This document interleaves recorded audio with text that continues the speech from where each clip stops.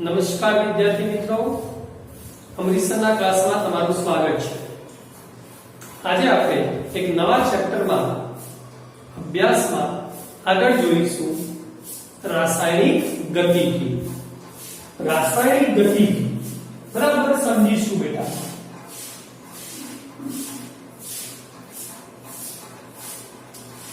રાસાયણિક ગતિકી જેને આપણે અંગ્રેજીમાં કેમિકલ કાઇનેટિક્સ તરીકે ઓળખીશું। કેમિકલ કાઇનેટિક્સ ધ્યાન આપજો બેટા। હવે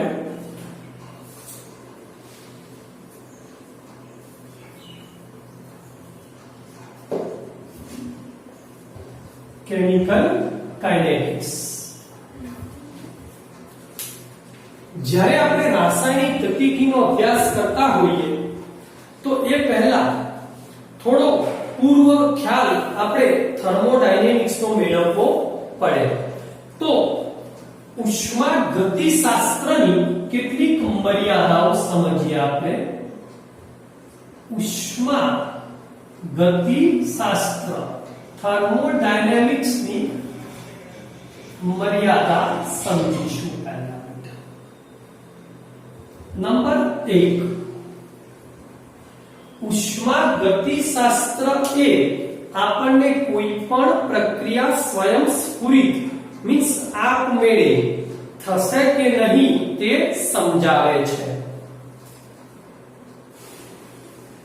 ઉષ્મા ગતિશાસ્ત્ર એ કોઈ પણ પ્રક્રિયા स्वयंस्फुरित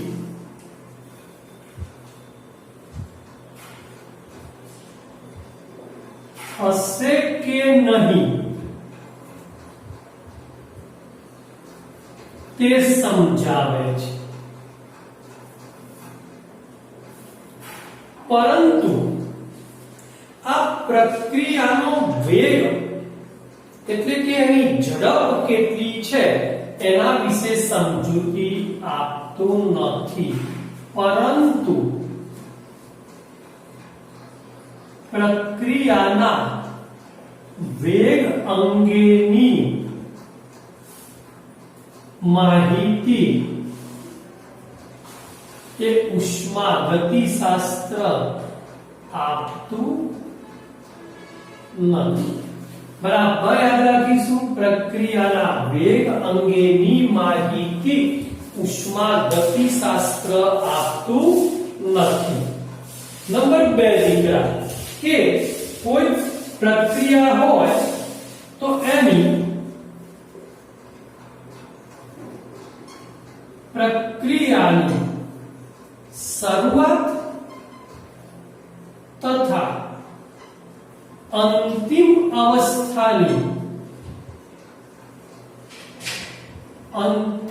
अवस्थानी प्रणाली विશે समजूती आपे छे। विશે समजूती आपे छे, परंतु ते प्रक्रियानी क्रियाविधि समझो दीकरा बराबर समझावतो નથી। કોણ સમજાવતું નથી? આપણું થર્મોડાયનેમિક્સ। બીજો મુદ્દો, કોઈ પ્રક્રિયાની શરૂઆત તથા અંતિમ અવસ્થા હોય તો એ દરમિયાન જે પ્રણાલી છે એના વિશેની સમજૂતી આપણને થર્મોડાયનેમિક્સ ઉષ્મા ગતિશાસ્ત્ર આપે છે, પરંતુ તે પ્રક્રિયાની ક્રિયાવિધિ એટલે કે ટૂંકમાં લખીએ તો પ્રક્રિયાનો માર્ગ વિશે કોઈ સમજૂતી આપતો નથી। થર્મોડાયનેમિક્સ આપતું નથી। નંબર 3 દીકરા સમજીશું આપણે કે ફરીવાર સમજો। સ્વયંસ્ફુરિત થશે કે નહીં એ સમજાવે, પ્રક્રિયાના વેગ વિશે સમજૂતી નથી આપતો. પ્રક્રિયાની શરૂઆતની અને અંતિમ અવસ્થાની આપણને પ્રણાલી વિશે સમજૂતી આપે છે, પરંતુ તે પ્રક્રિયાની ક્રિયાવિધિ સમજાવતો નથી. મીન્સ પ્રક્રિયા કયા માર્ગે આગળ વધશે અથવા કયા માર્ગે થઈ તેના વિશેની કોઈ સમજૂતી આપણને થર્મોડાયનેમિક્સ આપતો નથી. અને તાપમાન અને દબાણ બરાબર સમજીશું. બે પરિબળો આપણા તાપમાન અને દબાણની અસર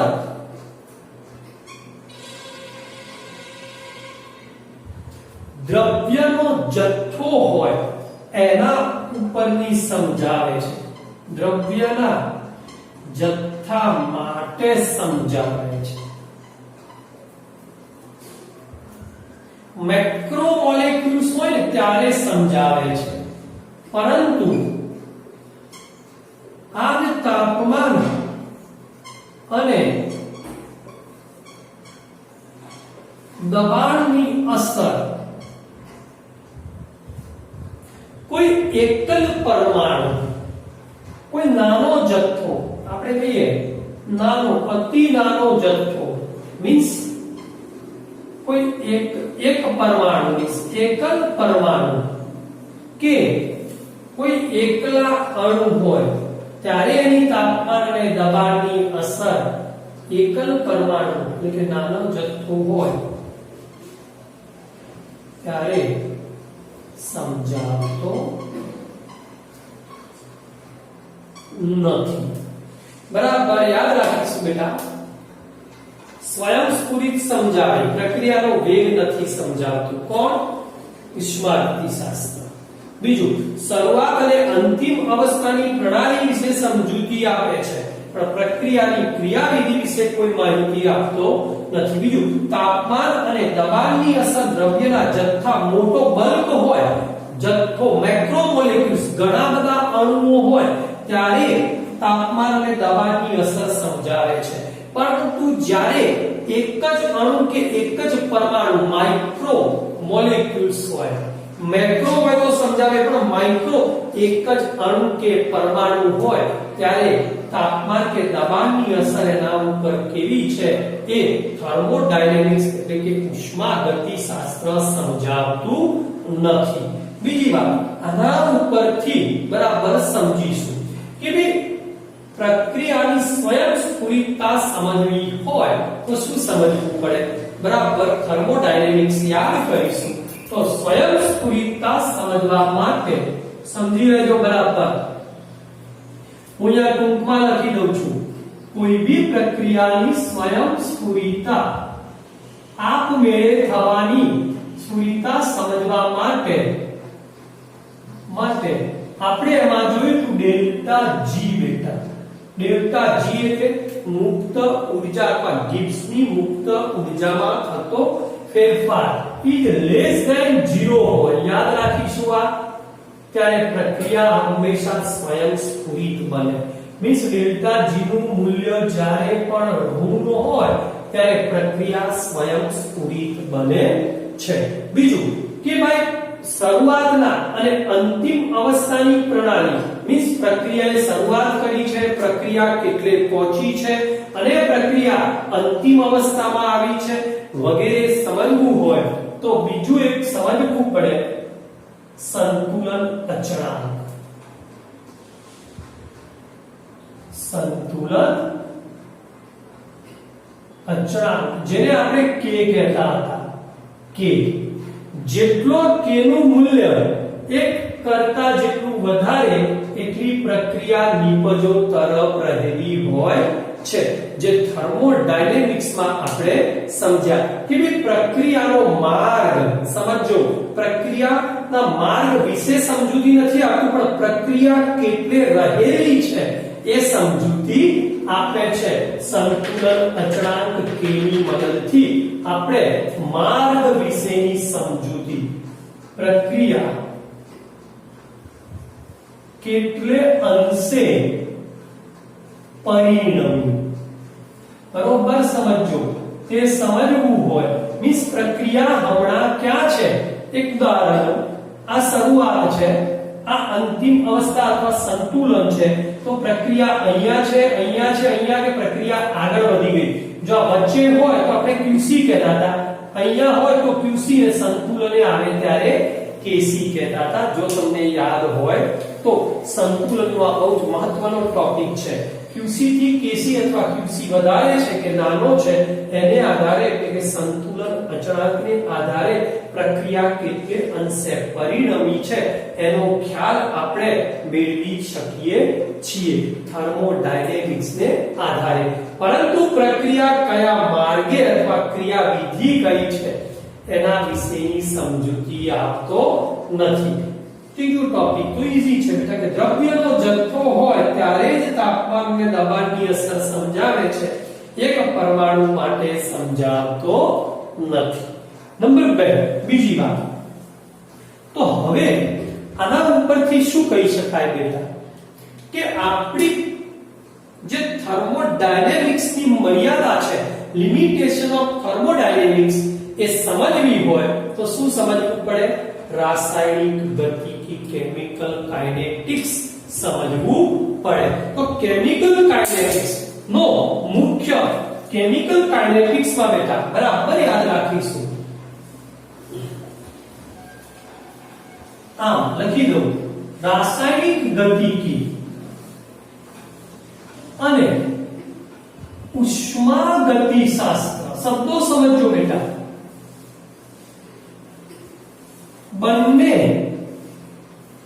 એકબીજાથી અલગ છે.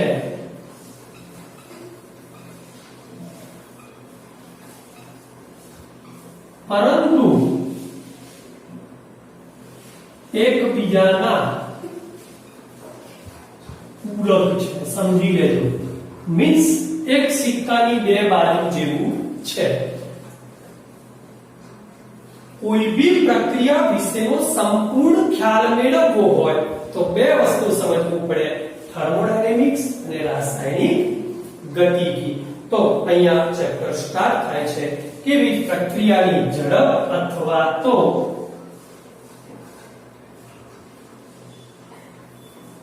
વેગ સમજવા માટે શું સમજવું પડે? રાસાયણિક ગતિકી સમજવી પડે. હવે મારે એક શબ્દ સમજાવવો છે બેટા કે ગતિકીનું અંગ્રેજી થાય કાઇનેટિક્સ. કાઇનેટિક્સ એટલે શું પહેલા તો આ એક ગ્રીક ભાષાના શબ્દ ઉપરથી ઉતરી આવ્યો છે. ગ્રીક ભાષામાં કાઇનેસિસ બોલાય બેટા, કાઇનેસિસ. કાઇનેસિસ એટલે મૂવમેન્ટ. અંગ્રેજીમાં આપણે એને કહીએ મૂવમેન્ટ અંગ્રેજીમાં, અને ગુજરાતીમાં એને કહીએ હલન ચલન. મીન્સ પ્રક્રિયાનું મૂવમેન્ટ કેવું છે, એનો વેગ એટલે કે ઝડપ કેવી છે એ સમજવું હોય તો રાસાયણિક ગતિકી સમજવી પડે. તો હવે ભણીશું રાસાયણિક ગતિકી, કેમિકલ કાઇનેટિક્સ. વિડિયો પોઝ કરી એક વખત લખી લેશો, પછી જોઈએ આગળ બેટા.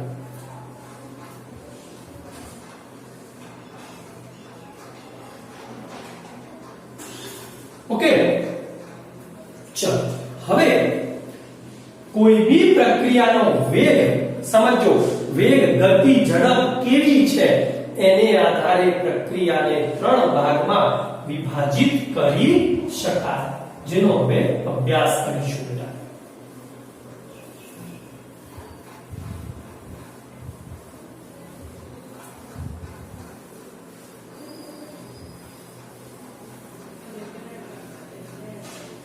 ધ્યાન આપીશું હે બરાબર.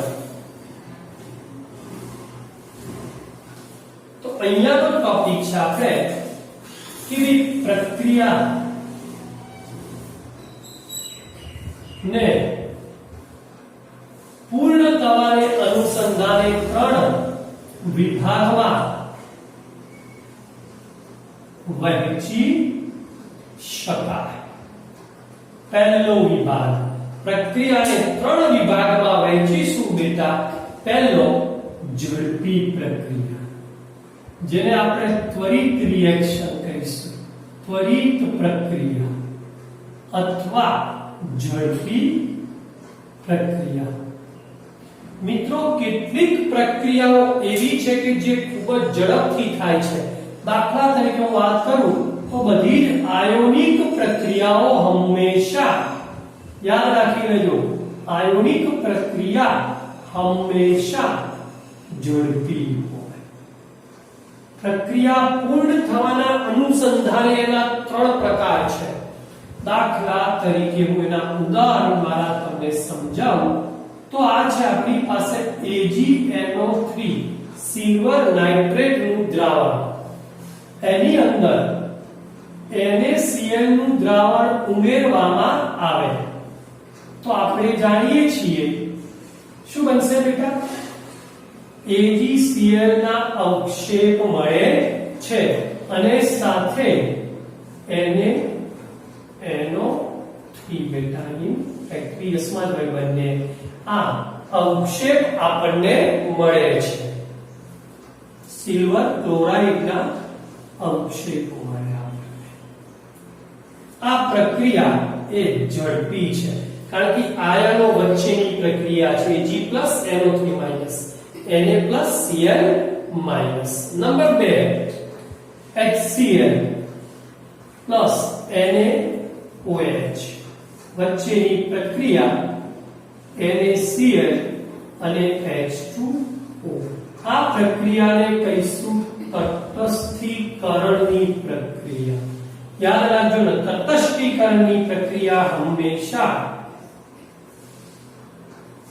કેટલી ઝડપી લખીને નેનો સેકન્ડમાં બની શકે છે, માટે ખૂબ જ ઝડપી અથવા ત્વરિત પ્રક્રિયા છે. નંબર 2 બેટા, પહેલી જોઈ ત્વરિત પ્રક્રિયા. હવે જોઈએ મોડરેટ, મધ્યમ પ્રકારની પ્રક્રિયા. મધ્યમ એટલે મોડરેટ, ધીમી પ્રક્રિયા.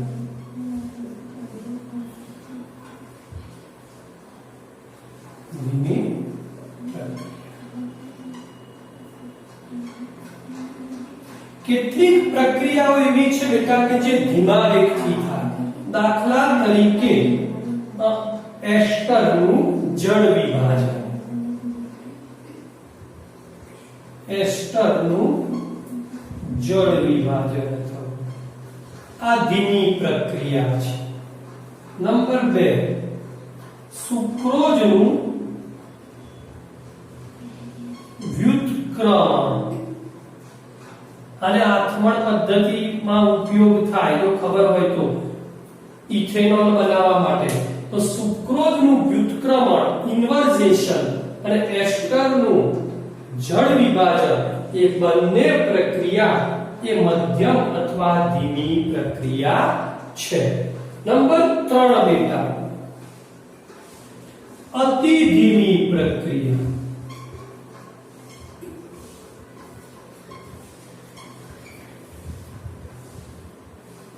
ખરેખર મધ્યમ પ્રક્રિયા અને ધીમી પ્રક્રિયા બે જુદી હોવી જોઈએ, પણ અહીંયા જે આપ્યું છે એ પ્રમાણે આ છે બેટા કે અતિ ધીમી પ્રક્રિયાઓ કઈ? તો દૂધમાંથી દહીં બનવું. દૂધમાંથી દહીં બનવું 1. નંબર 2, હવાની હાજરીમાં લોખંડ ઉપર કાટ લાગવો. આ બંને ધીમી પ્રક્રિયા છે. ખરેખર આ ધીમી પ્રક્રિયા છે. અતિ ધીમી પ્રક્રિયા મારે વર્ણવવી હોય તો બુક્સની બહારના 2 ટોપિક લખી રહ્યો છું બેટા. નંબર 4 યાદ રાખજો, આ એક્સ્ટ્રા છે. ખૂબ જ ધીમી પ્રક્રિયા કઈ છે? તો આપણે જાણીએ છીએ કે યુરેનિયમનું વિકૃત થવું. યુરેનિયમનું વિકૃત થવું એક પ્રક્રિયા. નંબર 2 ક્રૂડ ઓઇલનું બનવું, ખનિજ તેલનું બનવું અથવા ક્રૂડ ઓઇલનું બનવું. નંબર 3 ખનિજ કોલસો પૃથ્વીના પેટાળમાં કરોડો વર્ષની પ્રક્રિયાથી ખનિજ કોલસો બનવો. આ બધી જ પ્રક્રિયાઓ કરોડો વર્ષની છે.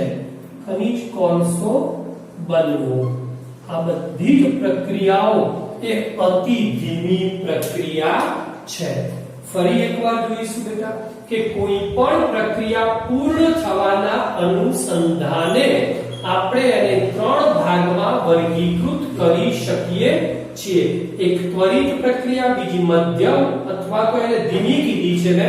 ખરેખર મધ્યમ અને ધીમી બે જુદી હોવી જોઈએ, પરંતુ અહીંયા બુક્સ પ્રમાણે મધ્યમ પ્રક્રિયામાં એસ્ટરનું જળ વિભાજન, સુક્રોઝનું વ્યુત્ક્રમણ કીધું છે. નંબર 3 અતિ ધીમી, તો દૂધમાંથી દહીં બનવું, હવાની હાજરીમાં લોખંડ ઉપર કાટ લાગવો, અને અતિ એનાથી પણ ધીમી જેમાં કરોડો વર્ષ લાગે એવી પ્રક્રિયાને યુરેનિયમનું વિકૃત થવું, ક્રૂડ ઓઇલનું બનવું, ખનિજ કોલસો બનવો વગેરે અતિ ધીમી પ્રક્રિયાઓ છે.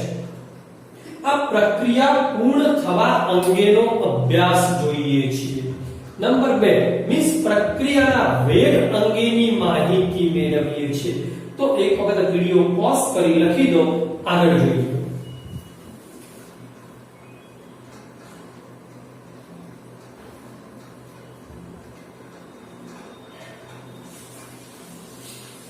ઓકે, ચલો બેટા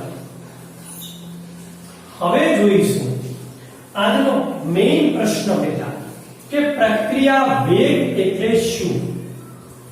સાંદ્રતા વર્સિસ સમયનો આલેખ દોરી પ્રક્રિયા વેગનો એકમ સમજાવો.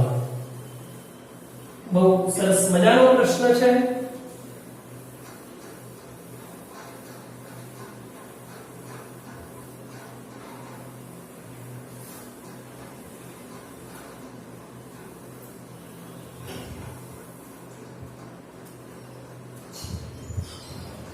પ્રશ્ન એવો છે બેટા કે પ્રક્રિયાનો વેગ એટલે શું.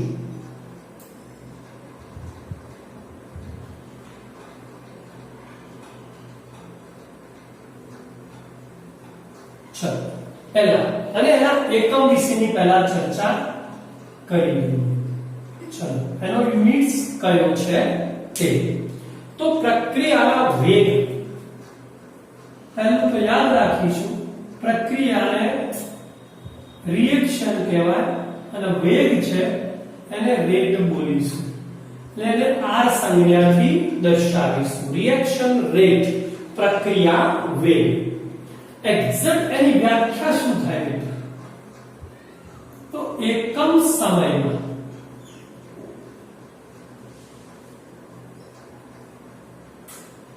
પ્રક્રિયક, યાદ રાખજો, પ્રક્રિયક અથવા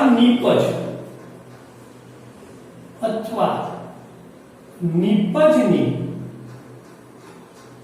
સાંદ્રતામાં થતા ફેરફારને પ્રક્રિયા વેગ કહે છે. બહુ શાંતિથી સમજજો બેટા. કોઈ ચોક્કસ પ્રક્રિયા હોય એમાં જેમ જેમ સમય પસાર થતો જાય એમ પ્રક્રિયકની સાંદ્રતા હંમેશા ઘટે. તો હું આ લખી દઉં, જેમ જેમ સમય પસાર થાય પ્રક્રિયા આગળ વધે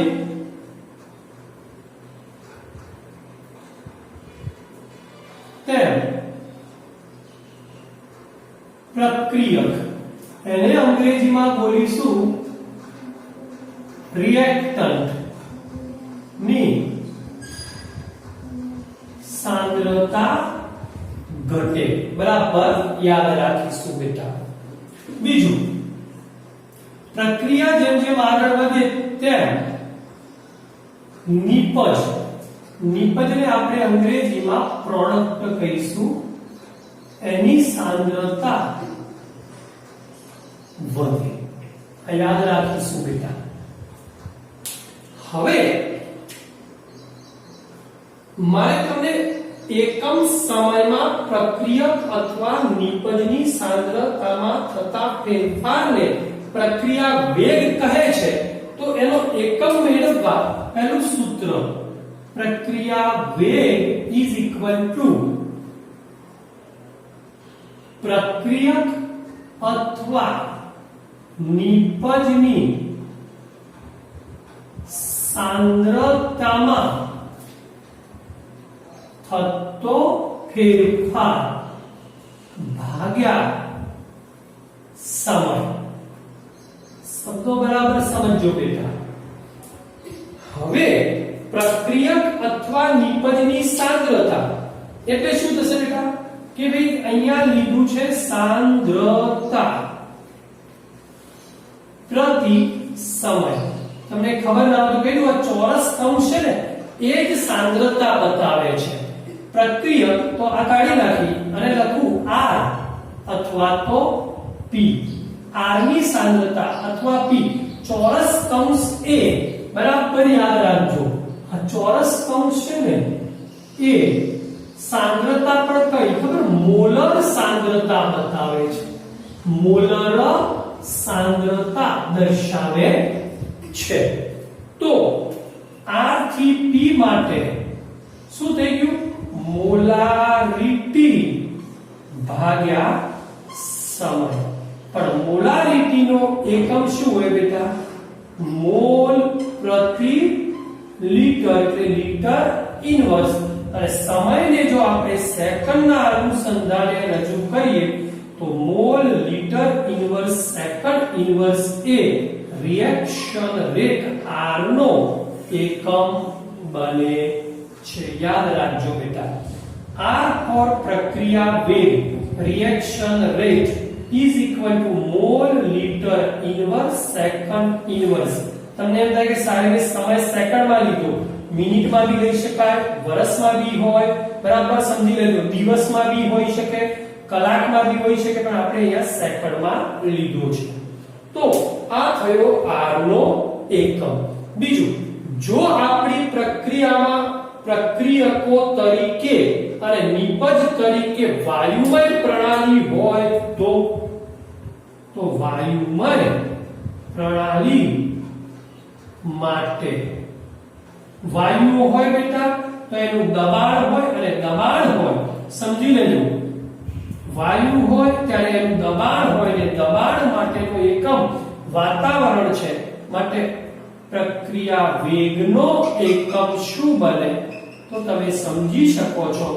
આ દબાણ આવી ગયું એટલે થાય વાતાવરણ અને આ સમય ઇન્વર્સ એટલે સેકન્ડ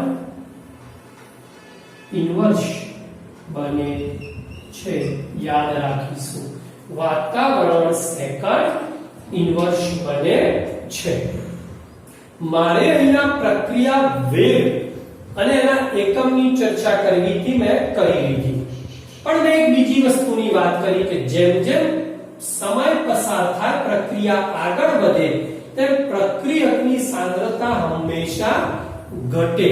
તો સાંદ્રતા પ્રતિ સમયનો આલેખ દોરીને હું તમને સમજાવું બેટા. યાદ રાખજો. હવે તો અહીંયા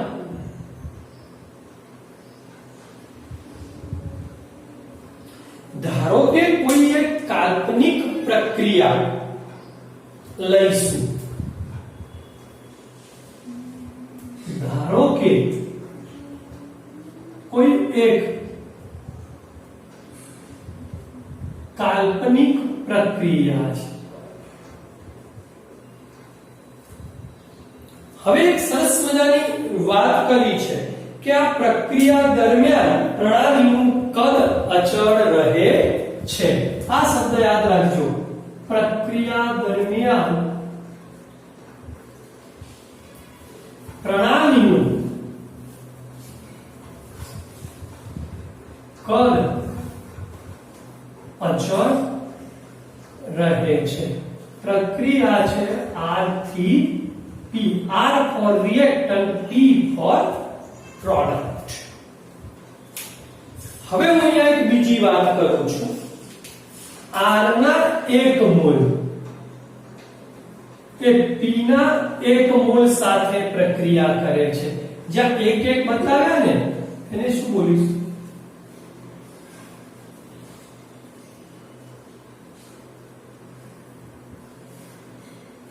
સ્ટોઇકિયોમેટ્રિક કોએફિશિયન્ટ, તત્વ યોગ મિતીય ગુણાંક. આપણે દેખી શકીએ છીએ કે એક એક્ઝામ લખો કે ના લખો ચાલે, એટલે ઇઝ ઇક્વલ ટુ આ પ્રક્રિયા માટે કેટલા છે બેટા? 1 છે. એવી પ્રક્રિયાની અહીંયા ચર્ચા કરવી છે.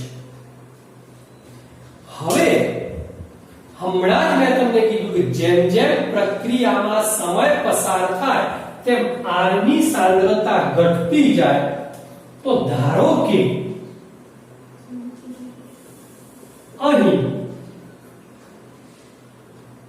પ્રક્રિયક R ના 1 મોલ પ્રક્રિયા કરીને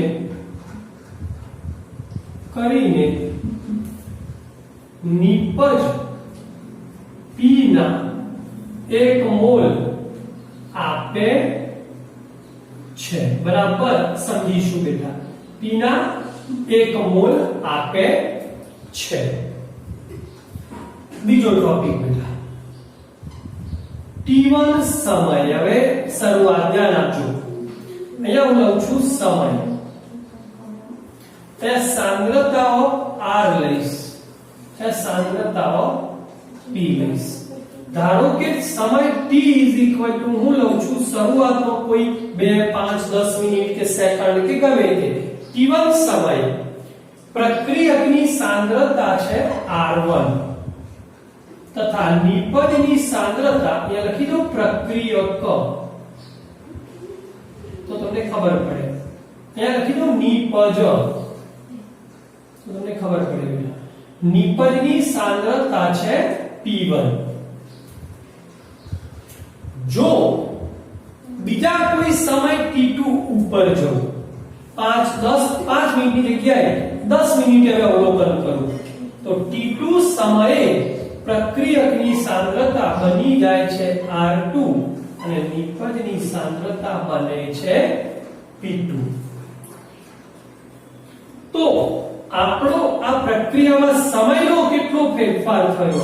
તો ડેલ્ટા T શું બનશે? T2 minus T1. શું બનશે બેટા? સોરી, ચલો અહીંયા થોડા નાના અક્ષર લખું, સમજી લેજો બેટા. ડેલ્ટા R શું બનશે? R2 minus R1 તથા ડેલ્ટા P શું બનશે બેટા? Delta P P2 minus P1 બને છે. ઓકે, એક વખત જરા લખી દેશો પછી આગળ ઉપર જોઈએ. હવે આપણો પ્રક્રિયા વેગ બરાબર શું હતો? તો પ્રક્રિયકની સાંદ્રતામાં થતો ફેરફાર. તો therefore પ્રક્રિયા વેગ R પ્રક્રિયકની સાંદ્રતામાં થતો ફેરફાર delta R by delta T. બરાબર સમજો. હવે મેં તમને હમણાં જ કીધું કે R1 કરતા R2 નું મૂલ્ય હંમેશા ઓછું હોય. કેમ? તો પ્રક્રિયકની સાંદ્રતામાં શું થાય છે? ઘટાડો. તો R1 કરતા R2 ઓછો હોય તો R2 minus R1. એમાં R2 નાનો છે ને R1 મોટો છે, તો અંતે ડેલ્ટા R કેવો આવે? માઈનસ આવે. તો R આ માઈનસ શું બતાવે છે? પ્રક્રિયકની સાંદ્રતામાં થતો ઘટાડો ઇઝ ઇક્વલ ટુ શું થશે? Delta P upon delta T. પણ આ કેવો? પ્લસ. અહીં માઈનસ અને પ્લસ શું બતાવે છે? અહીં ઋણ ચિહ્ન એ પ્રક્રિયક ની સાંદ્રતામાં થતો ઘટાડો બતાવે છે. તો ધન ચિહ્ન શું બતાવે છે? નિપજની સાંદ્રતામાં થતો વધારો દર્શાવે છે. બરાબર યાદ રાખીશું આ સૂત્ર બેટા. તો પ્રક્રિયા વેગ r is equal to minus delta r by delta t is equal to plus delta p upon delta t, જેને આપણે આલેખ દ્વારા અહીંયા સમજીએ છીએ.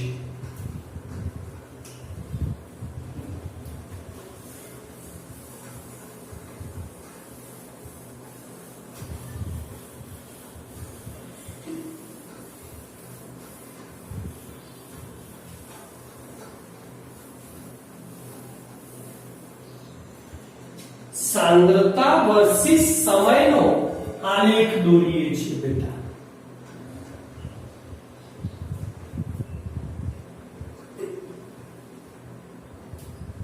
સમજો અહીંયા આપી છે તમારી સાંદ્રતા અને અહીંયા છે આપણો સમય. સમય આમ જતો વધે છે, સાંદ્રતા આમ જતા વધે છે. હવે આપણે જાણીએ છીએ કે શરૂઆતમાં પ્રક્રિયામાં માત્ર પ્રક્રિયકો જ હોય, નિપજો શૂન્ય હોય. એટલે પ્રક્રિયકોની સાંદ્રતા ખૂબ જ વધારે હોય અને જેમ જેમ સમય પસાર થતો જાય એમ સાંદ્રતા ઘટી અને અચળ બની ગઈ. આ છે પ્રક્રિયકો R માટે. બરાબર સમજીશું. આને શરૂઆતમાં ઝડપથી ઘટી અને પછી એક સમયે અચળ બને છે. એક સમયે નિપજોમાં શું થાય બેટા? તો નિપજો જેમ જેમ પ્રક્રિયકો ઘટતા જાય એમ નિપજો વધતી જાય. તો નિપજોની સાંદ્રતા બનતી જાય પછી પાછી થોડા સમય પછી અચળ p બને છે. તો અહીંયા એક વસ્તુ સમજી લેજો. આ જે આલેખ આવ્યો, હવે જે થયું આ અચળ બની ગયું, આ બી અચળ બન્યું. તો આ અવસ્થાએ આને કહેવાય એની સંતુલન અવસ્થા. આને સંતુલન કહેવાય. તો અહીંયા શું થયું બેટા? આ બિંદુ ધારો કે હું કોઈ એ બિંદુ કરું છું. ચલો તો એ બિંદુ વિશે તમે શું કહી શકશો? તો સમજી લેજો કોઈ ચોક્કસ સમયે એ બિંદુએ શું થયું? પ્રક્રિયકો અને નિપજોની સાંદ્રતા સમાન હોય. આ શબ્દો સમજો બેટા. આ કોઈ ચોક્કસ સમય છે, અહીંયા x y z ગમે તે હોય, ચોક્કસ સમય કોઈ t ગમે તે હોય, t કયા એ બિંદુએ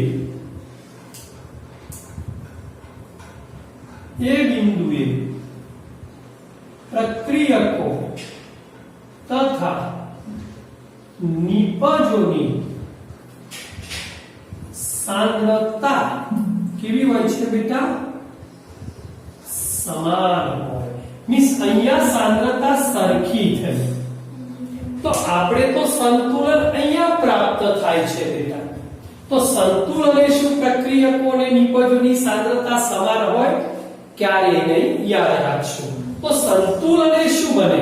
પરંતુ યાદ રાખજો, સંતુલન સ્થપાય ને ત્યારે સંતુલને પ્રક્રિયકો તથા નિપજોની સાંદ્રતા સમાન હોય? ના, અચળ હોય. કોઈ એક ચોક્કસ મૂલ્ય ધારણ કરે. યાદ રાખીશું. આ મોટા ભાગના બાળકો ભૂલ કરે છે. તો સંતુલને પ્રક્રિયકો અને નિપજોની સાંદ્રતા અચળ મૂલ્ય ધારણ કરે. કોઈ આ ગમે તે હોઈ શકે. આટલું ધારો કે આને હું આલેખને લંબાવું બેટા, આ આલેખને હું અહીંયા લંબાવું તો એ અહીંયા ટચ થાય. સમજો તો આ સાંદ્રતા આટલી અચળ છે. જ્યારે આની સાંદ્રતા અહીંયા આવે, આ તો અહીંયા આનું કોઈ ચોક્કસ મૂલ્ય ધરાવે છે. આ કોના માટે? રિએક્ટન્ટ માટે અચળ છે. આ કોના માટે? પ્રોડક્ટ માટે અચળ છે, નિપજો માટે નહીં. તો સંતુલન જ્યારે સ્થપાય ત્યારે પ્રક્રિયકો અને નિપજોની સાંદ્રતા અચળ હોય છે. બરાબર યાદ રાખીશું. બીજું, આપણે એક વસ્તુ આલેખ ઉપરથી જોઈ શકીએ છીએ કે જેમ જેમ સમય પસાર થાય, આપણો સમય આમ જાય છે, તેમ તેમ પ્રક્રિયકોની સાંદ્રતા શરૂઆતમાં ઝડપથી ઘટે છે, પછી ઘટી અને એક સમય પછી ધીરે ધીરે ઘટી અને પછી અચળ બને છે. એ જ પ્રમાણે નિપજોની સાંદ્રતા શરૂઆતમાં ઝડપથી વધે છે, પણ કોઈ ચોક્કસ સમય પછી ધીરે ધીરે વધી અને પછી અચળ બને છે. તો પ્રક્રિયા વેગનો આલેખ આપણા રિએક્ટન્ટ માટે અને એટલે કે પ્રક્રિયકો માટે અને નિપજો માટે કેવો હોય તે બરાબર સમજો. માટે અહીંયા મારે ધારો કે લેવું હોય કે ભાઈ પ્રક્રિયકો માટે શું થશે? પ્રક્રિયકો માટે ખાલી વેગ, પ્રક્રિયકો માટે પ્રક્રિયાનો વેગ લેવો હોય તો શું થશે? R2 R1 by T2 T1 પણ કેવા? માઈનસ. અને નિપજો માટે લેવો હોય તો બેટા, નિપજો માટે વેગ ઇઝ ઇક્વલ ટુ શું થશે? Plus P2 P1 upon T2 T1 બને. આ પ્લસ અને માઈનસ ખાસ યાદ રાખશો. આપણે એક વખત વિડિયો પોઝ કરી પહેલા લખી દઈશું.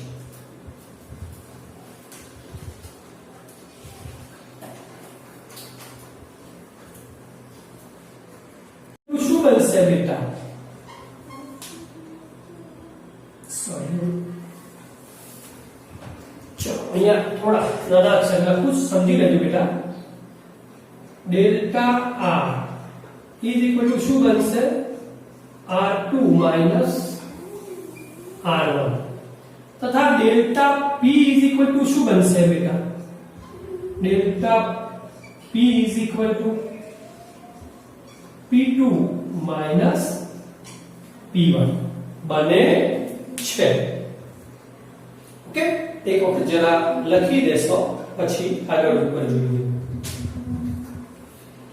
હવે આપણો પ્રક્રિયા વેગ બરાબર શું હતો? તો પ્રક્રિયકની સાંદ્રતામાં થતો ફેરફાર. તો therefore પ્રક્રિયા વેગ is equal to R is equal to પ્રક્રિયકની સાંદ્રતામાં થતો ફેરફાર delta R by delta T. બરાબર સમજો. હવે મેં તમને હમણાં જ કીધું કે R1 કરતા R2 નું મૂલ્ય હંમેશા ઓછું હોય. કેમ? તો પ્રક્રિયકની સાંદ્રતામાં શું થાય છે? ઘટાડો. તો R1 કરતા R2 ઓછો હોય તો R2 R1. એમાં R2 નાનો છે ને R1 મોટો છે, તો અંતે ડેલ્ટા R કેવો આવે? માઈનસ આવે.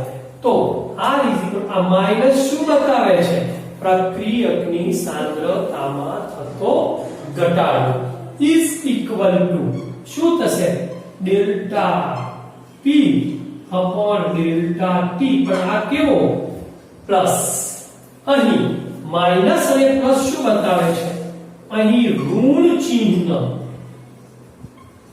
એ પ્રક્રિયક ની સાંદ્રતામાં થતો ઘટાડો બતાવે છે. તો ધન ચિહ્ન શું બતાવે છે?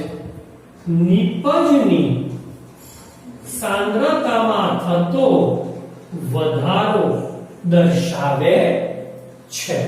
બરાબર યાદ રાખીશું આ સૂત્ર. તો પ્રક્રિયા વેગ R is equal to minus delta R by delta T is equal to plus delta P upon delta T, જેને આપણે આલેખ દ્વારા અહીંયા સમજીએ છીએ.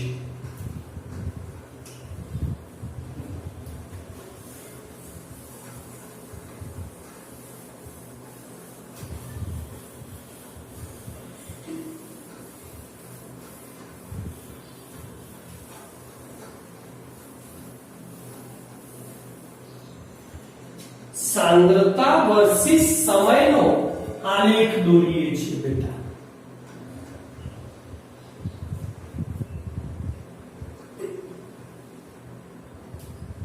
સમજો, અહીંયા આપી છે તમારી સાંદ્રતા અને અહીંયા છે આપણો સમય। સમય આમ જતો વધે છે, સાંદ્રતા આમ જતા વધે છે। હવે આપણે જાણીએ છીએ કે શરૂઆતમાં પ્રક્રિયામાં માત્ર પ્રક્રિયકો જ હોય, નિપજો શૂન્ય હોય, એટલે પ્રક્રિયકોની સાંદ્રતા ખૂબ જ વધારે હોય અને જેમ જેમ સમય પસાર થતો જાય એમ સાંદ્રતા ઘટી અને અચળ બની ગઈ। આ છે પ્રક્રિયકો R માટે, બરાબર સમજીશું। આને શરૂઆતમાં ઝડપથી ઘટી અને પછી એક સમયે અચળ બને છે। એક સમયે નિપજોમાં શું થાય બેટા? તો નિપજો જેમ જેમ પ્રક્રિયકો ઘટતા જાય એમ નિપજો વધતી જાય, તો નિપજોની સાંદ્રતા બનતી જાય પછી પાછી થોડા સમય પછી અચળ P બને છે। તો અહીંયા એક વસ્તુ સમજી લેજો, આ જે આલેખ આવ્યો હવે જે થયું આ અચળ બની ગયું, આ બી અચળ બન્યું, તો આ અવસ્થાએ આને કહેવાય એની સંતુલન અવસ્થા। આને સંતુલન કહેવાય। તો અહીંયા શું થયું બેટા? આ બિંદુ ધારો કે હું કોઈ એ બિંદુ કરું છું, ચલો તો એ બિંદુ વિશે તમે શું કહી શકશો? તો સમજી લેજો, કોઈ ચોક્કસ સમયે એ બિંદુએ શું થયું? પ્રક્રિયકો અને નિપજોની સાંદ્રતા સમાન હોય।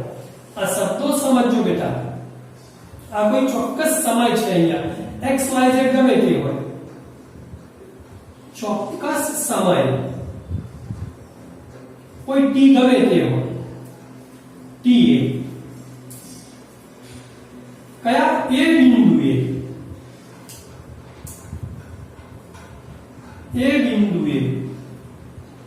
પ્રક્રિયકો તથા નિપજોની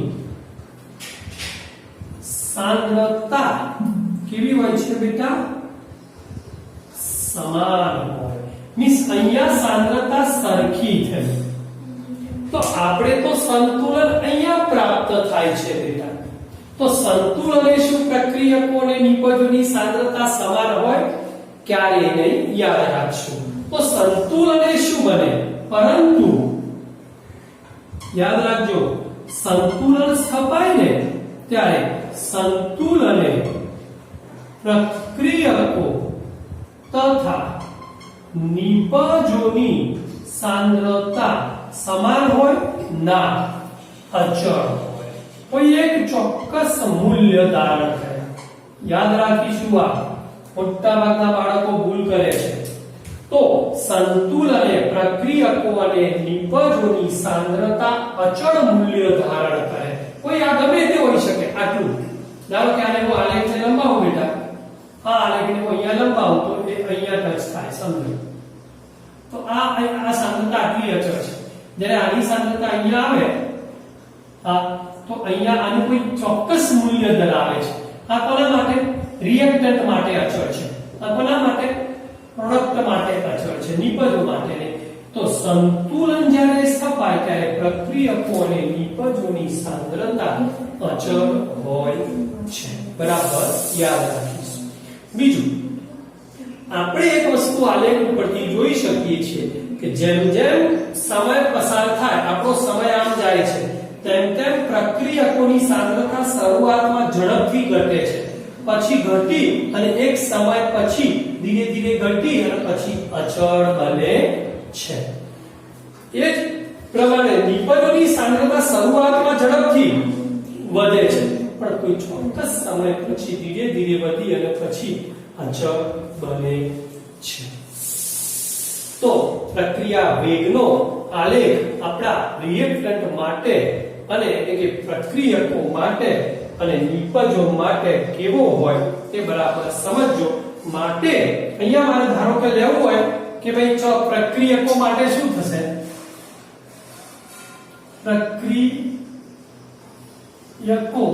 માટે ખાલી વેગ પ્રક્રિયકો માટે પ્રક્રિયાનો વેગ લેવો હોય તો શું થશે, r2 r1 by t2 t1 પણ કેવા માઈનસ, અને નિપજો માટે લેવો હોય તો બેટા નિપજો માટે વેગ ઇઝ ઇક્વલ ટુ શું થશે, પ્લસ p2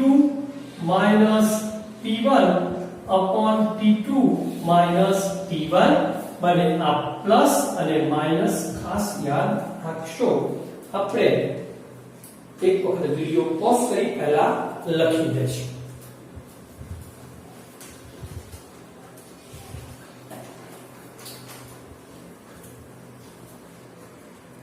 ઓકે બેટા, તો હવે જોઈશું ત્વરિત વેગ અને સરેરાશ વેગ એ બંને પ્રક્રિયકો અને નિપજો માટે. તો પહેલું સરેરાશ વેગ જોવો છે બેટા. સરેરાશ વેગ અને ત્વરિત વેગ વિશેની ચર્ચા જોઈએ.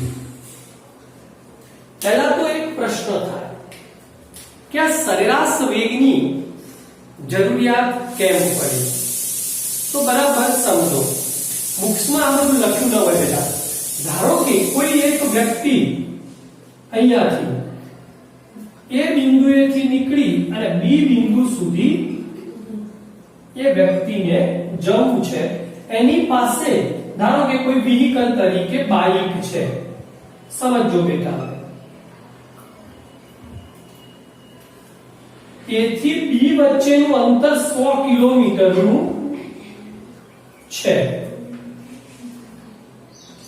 તો પહેલાનું એક 25 કિલોમીટરે આ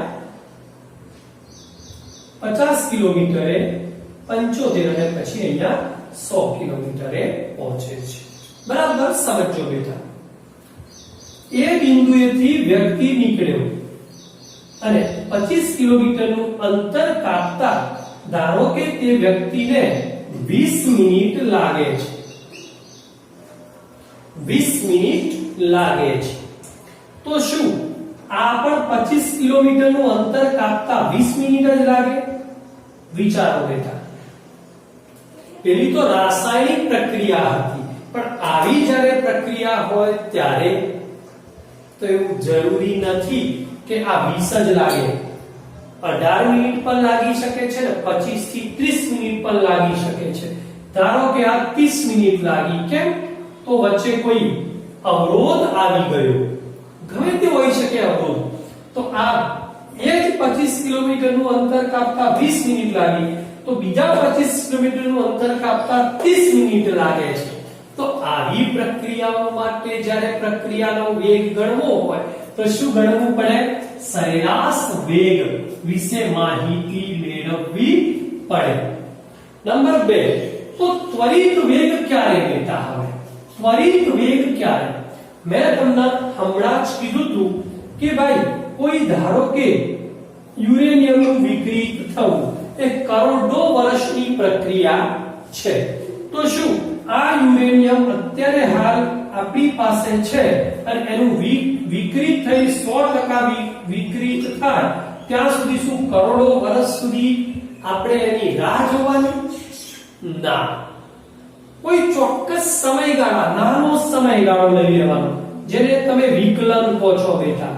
નાના સમયગાળામાં કેટલું વિકૃત થાય છે એ ગણી અને પછી સંકલન લઈ અને તમારો જવાબ મેળવી લો છો. તો એ જ કોઈ નાના એટલે કે ત્વરિત એટલે કે કોઈ અતિ સૂક્ષ્મ ભાગ માટેનો વેગ ગણી લેવાનો અને પછી એની ગણતરી કરવામાં આવે છે. આ ટોપિક વિશે અહીંયા બુક્સમાં કોઈ ચર્ચા કરેલ નથી. તો અહીંયા બીજી વાત, તો સરેરાશ વેગ અને ત્વરિત વેગ કેવી રીતે ગણવા એ પ્રક્રિયકો અને નિપજો માટે જોઈએ. હવે બેટા ચલો, તો હવે હું બંનેના આલેખ અલગ અલગ દોરીશ, ધ્યાન આપીશું. હું પહેલું તો પ્રક્રિયક માટે સમજાવું છું, યાદ રાખશો. ફોર રિએક્ટન્ટ તો કેવો આલેખ મળે?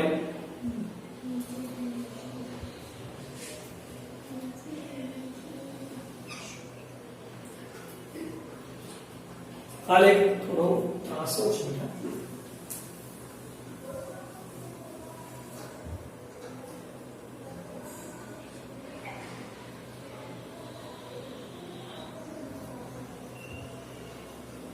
चलो અહીંયા सांद्रता, અહીંયા समय ओनली प्रक्रियक માટે. અહીંયાથી શરૂ થઈ પ્રક્રિયકોની સાંદ્રતા ઘટી અને આ અચળ બને છે, આ R. હવે ધારો કે હું એક કામ કરીશ બેટા, અહીંયા શરૂઆતમાં કોઈ t1 સમય, कोई t1 समय प्रक्रियकनी सांद्रता लईश तो आने कहीशुं R1. समझी शको छो. પછી હું t2 સમય લાગુ પાડીશ. t2 સમયે આ સાંદ્રતા આપણી R2 આવી. આપણે જાણીએ છીએ કે R1 મોટો છે અને R2 નાનો છે. तो R1 અને R2 तो આ સમય છે આપણો t2. તો R ઓફ એવરેજ ગણવી હોય તો શું થાય?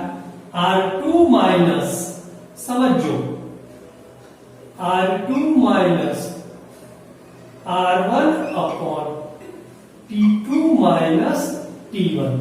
પરંતુ T2 માઈનસ T1 તો બરાબર સમય વધે છે પણ R2 ઘટે છે માટે કેવા માઈનસ is equal to, હમણાં જ આપણે કીધું, minus delta R upon delta T.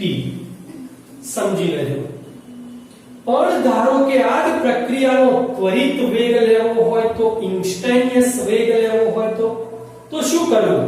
તો એનો કોઈ ચોક્કસ સમય, આટલા જ ગાળા દરમિયાન, કોઈ ચોક્કસ ગાળા દરમિયાન અહીંયાથી અહીંયા સુધી આ A અને આ B વિભાગ, સમજી લેજો, આ સાંદ્રતા અને આ સમય minus sorry A upon B કરી દેવાનો. એને કહેવાય, એનો ઢાળ કહેવાય. ઢાળ ગણીને પણ આપણે શોધી શકીએ. આ A ના કહેવો હોય તો શું થાય? આ નાનો ગાળો છે અતિ, ને ડેલ્ટા R, સમજો, આને શું કહેવાય? Delta of small r. આને શું કહેવાય? લખી દો બેટા, એક મિનિટ. આ શું બન્યું? આ ભાગ તો d r, અને આ b તરીકે શું બન્યું?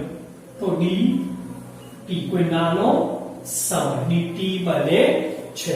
તો આના માટે મારે r ઇન્સ્ટેન્ટિયસ ત્વરિત ગણવો હોય તો શું કરવું પડે? કોઈ નાના સમયગાળા dr બાય dt પણ કેવો માઈનસ થાય છે. બરાબર, યાદ રાખીશ. હજી એક મારે મસ્ત ટોપિક કહેવો છે કે આ R એવરેજ આવ્યો એ દરમિયાન પ્રક્રિયકની સાંદ્રતામાં ઘટાડો થાય છે. તો R પ્રક્રિયકની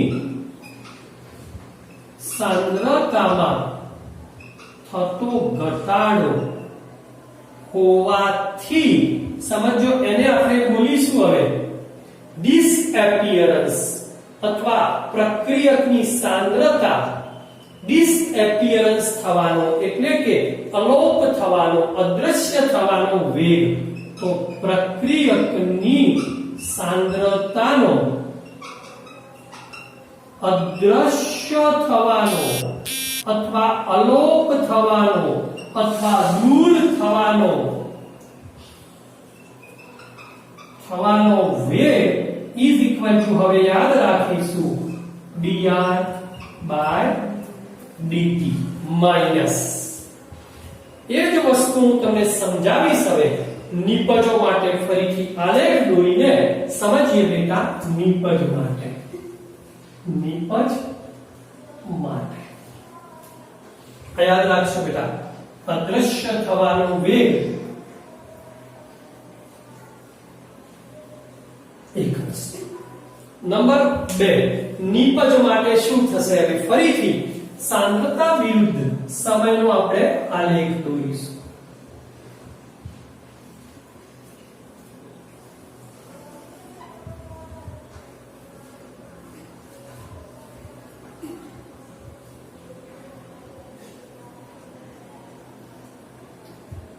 આપણે જાણીએ છીએ કે શરૂઆતમાં સાંદ્રતા શૂન્ય હોય, જેમ જેમ સમય પસાર થાય એમ સાંદ્રતા વધતી જાય અને પછી અચળ બને છે ઓર પ્રોડક્ટ P આપણે જાણીએ છીએ. ધારો કે કોઈ t1 સમયે શરૂઆતની સાંદ્રતા છે P1, પણ હવે હું કોઈ t2 સમય ગણીશ બેટા.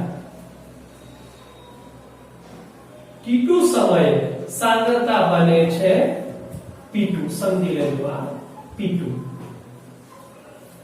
P2 બને છે.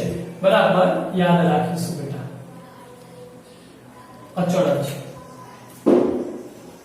તો આના માટે મારે ફરીથી r ઓફ એવરેજ લેવું હોય તો શું આવે? r of average is equal to plus શું થશે બેટા? P2 minus P1 upon T2 minus T1. P2 minus P1 છેદમાં T2 minus T1 is equal to delta of P ભાગ્યા delta of T r average plus. અહીં r average equal to plus delta P upon delta T. હવે r instantaneous ની જેમ આનો બી r instantaneous ત્વરિત ગણવો હોય બેટા તો શું આવે? વિચારો તો આના માટે શું આવે? એટલો થાય કે નહીં? આ શું થઈ? સાંદ્રતામાં થતો ફેરફાર. આ શું થયું? સમયમાં થતો ફેરફાર. તો આ dt અને આ આવ્યો delta dp. So therefore r instantaneous त्वरित is equal to d of p by d of t પણ કેવા પ્લસ મળે છે. બીજી એક વાત, જેમ પ્રક્રિયકની સાંદ્રતામાં ઘટાડો થાય તો એ જ રીતે નિપજની સાંદ્રતામાં થતો વધારો. નિપજની સાંદ્રતામાં વધારો થાય તો શું કહેવાય? કે જે પ્રક્રિયકની સાંદ્રતામાં અદ્રશ્ય અથવા અલોપ થવાનો તો એ ઉત્પન્ન થવાનો. તો યાદ રાખીશું આ નિપજની સાંદ્રતામાં એપિયરન્સ બોલાય અને ડિસએપિયરન્સ આ એપિયરન્સ અથવા નિપજની સાંદ્રતા ઉત્પન્ન થવાનો વેગ is equal to plus dp by dt. આ ફરી એકવાર કહું છું, યાદ રાખીશું બેટા કે આ ઉત્પન્ન થવાનો વેગ છે અને આ અદ્રશ્ય થવાનો, આ ડિસએપિયરન્સ રિએક્શન રેટ છે. આ એપિયરન્સ રિએક્શન રેટ છે ફોર પ્રોડક્ટ અને આ ફોર રિએક્ટર. વિડિયો પોઝ કરી એક વખત સરસ મજાનું લખી દેશું. ઓકે, અહીં બેટા આજે આપણે રાસાયણિક ગતિકીની પ્રસ્તાવના, પ્રક્રિયા વેગ, તેનો એકમ અને પ્રક્રિયા વેગ ઉપરથી ત્વરિત એટલે કે r ઇન્સ્ટેન્ટેનિયસ અને r એવરેજ સરેરાશ વેગ કેવી રીતે ગણવા વગેરે વિશેની માહિતી મેળવી. આપણા નેક્સ્ટ ક્લાસની અંદર આપણે તત્વયોગમિતીય ગુણાંકો જુદા જુદા હોય ત્યારે પ્રક્રિયાનો વેગ કેવી રીતે ગણવો વગેરેનો અભ્યાસ કરીશું. તો ત્યાં સુધી અમરીશને રજા આપશો. મળીશું આ ક્લાસમાં. જય શ્રી કૃષ્ણ.